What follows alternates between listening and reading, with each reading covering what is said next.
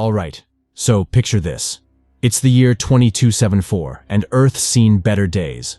We're talking post-apocalyptic vibes, but hey, humanity's nothing if not resourceful. So, we huddle up in this fancy domed city, living the high life. I'm talking zero worries, max relaxation. It's all about chasing those good vibes. Now, inside this bubble, it's all rainbows and sunshine. No jobs, no stress, just living it up to the max. And get this, no human leaders. Nope, we've got these super smart computers calling the shots. They handle everything from making sure we're fed and clothed, to, handling the birds and the bees. Yeah, you heard me right. No human babies allowed. It's all about that computer-controlled reproduction, baby. But here's the kicker. You hit the big 30, and it's game over, man. Say hello to Carousel, the ultimate send-off. Now, the catch is, they've got everyone convinced that Carousel's like hitting the reset button. You kick the bucket, and boom, you're back as a baby. Sounds like a wild ride, right? But hold on to your hats, cause there's a twist. Some folks ain't buying what the computers are selling. They've clocked onto the fact that Carousel's more like a one-way ticket to oblivion. Enter the runners. These rebels are making a break for it, and they're not looking back. Now, meet our main man, Logan 5. He's one of the Sandmen, tasked with keeping the peace and rounding up those pesky runners. But here's the thing about Logan. He's not your average Joe. Nope. He's got questions. He's got doubts, and he's not afraid to stir the pot. So one day, Logan's kicking it in a lab, checking out some test tube babies, when he spots a little surprise. One of them's named after him. Talk about a blast from the past. But before Logan can wrap his head around it, his buddy Francis 7 swoops in and drags him off to Carousel. Now, Carousel ain't your typical birthday bash. Oh no, it's a full-blown spectacle, complete with fancy robes and color-coded outfits. And just when you think it couldn't get any crazier, they crank it up to 11 with some zero-gravity antics. But wait, there's more! They bust out these masked folks floating around like they're in some sci-fi flick, and then, bam! They start dropping like flies, one by one. And the crowd? They're eating it up like it's the Super Bowl halftime show. But just when Logan thinks he's seen it all, he gets word of a runner making a break for it. Cue the chase scene, complete with rooftop shenanigans and a dramatic showdown. And wouldn't you know it, Logan's the one left holding the bag, or should I say, the runner's funky metal ankh.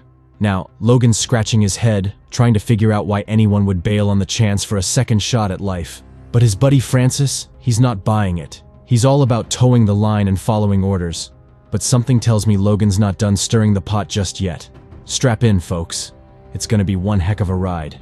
Alright, let's dive into the glamorous life of the Sandmen, the cream of the crop in this shiny new society. Picture this, Logan 5, kicking back in his swanky pad after a long day of Sandman shenanigans. But hey, what's a Sandman gotta do to unwind? Well, how about pressing a button and summoning some company?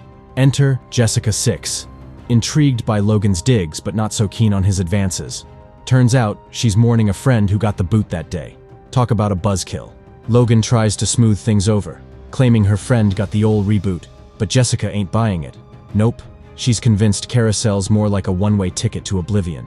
But before Logan can grill her any further, in walks Francis, the life of the party, with not one, but two ladies on his arm. Jessica's out of there quicker than you can say awkward. Fast forward to the next day, and Logan's off to Sandman HQ to report his haul from the night before.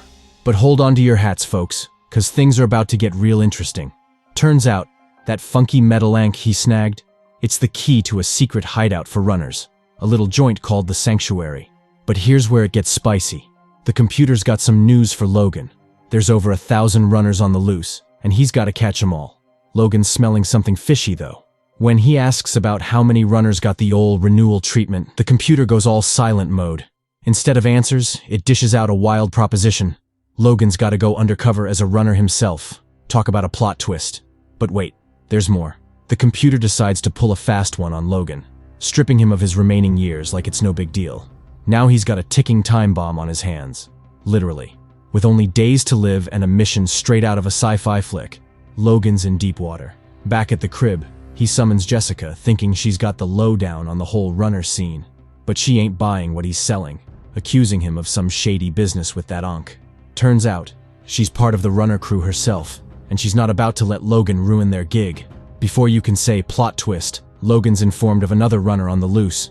He and Jessica hit the road, chasing down their target like it's a high-speed game of cat and mouse. But here's where things go off the rails. They stumble into a den of cubs, a bunch of wild folks who ain't too keen on visitors. Looks like our dynamic duo's got a fight on their hands, and it's gonna be one heck of a ride. So Logan's not about to let a bunch of cubs ruin his day. He whips out his trusty weapon and sends them packing. But that's just the warm-up act, folks. Next up, he busts out his scanner and tracks down the runner they've been chasing. But here's where things get interesting. Instead of slapping on the cuffs, he lets her off the hook. Jessica's floored by his act of kindness and starts seeing him in a whole new light. But hold on to your hats, because the drama's just getting started. As our dynamic duo heads for the sanctuary, guess who decides to crash the party? Yup, none other than Francis, playing the role of party pooper. He takes out the runner Logan spared, and now he's got our heroes in his crosshairs. Now, Logan's no fool. He knows he's got to change his appearance if he wants to stay one step ahead of the game. So, off to the dock he goes for a facelift. But wouldn't you know it? The dock's in cahoots with the Sandmen. It's a classic case of double cross, with Logan dodging death by the skin of his teeth. But wait, there's more. Francis shows up for round 2, and it's a showdown for the ages. But thanks to some quick thinking and a little help from Jessica, our heroes make a daring escape. But the fun's far from over. They stumble upon a crew of runners in a tunnel who ain't too thrilled about having a Sandman in their midst. Lucky for them, a friendly nurse vouches for Logan, and they're given the green light to head for the sanctuary. But hold on to your butts, folks, because the Sandman ain't about to let them off easy. With bullets flying and Francis hot on their tail, our heroes make a break for it, reaching a door that's their ticket to freedom. But when Jessica's Ankh takes a dive, it's up to Logan to save the day. Meanwhile, in a frozen cave, they come face to face with the box, a robot with a taste for human cuisine. It's a battle of wits and firepower as Logan takes on the metal menace, eventually sending the cave crumbling down around them.